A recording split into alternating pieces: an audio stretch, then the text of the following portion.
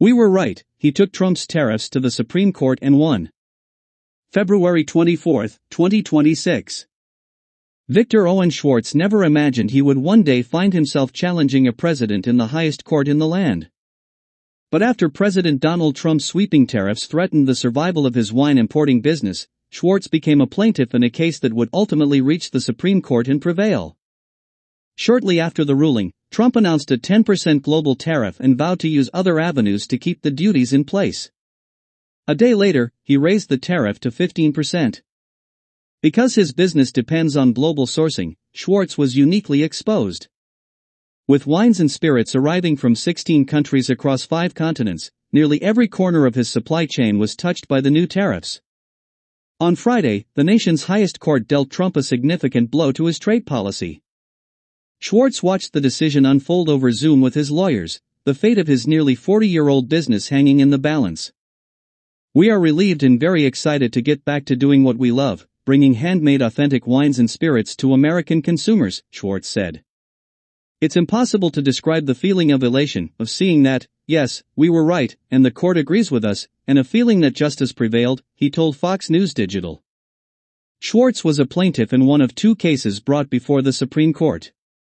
The challenges, Learning Resources Incorporated v. Trump and Trump v. Avios Selections Incorporated, were filed by an educational toy manufacturer and Schwartz's family-owned wine and spirits importer, both contesting the legality of Trump's tariffs.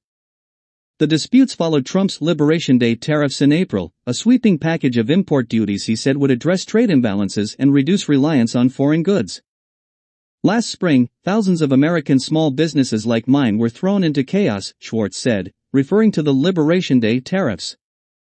"The administration's unprecedented tariffs, which my business was forced to pay up front, threatened our very existence," he added. Unlike previous tariffs enacted by Congress, which businesses could plan around, Schwartz said Trump's sweeping duties felt unpredictable and arbitrary.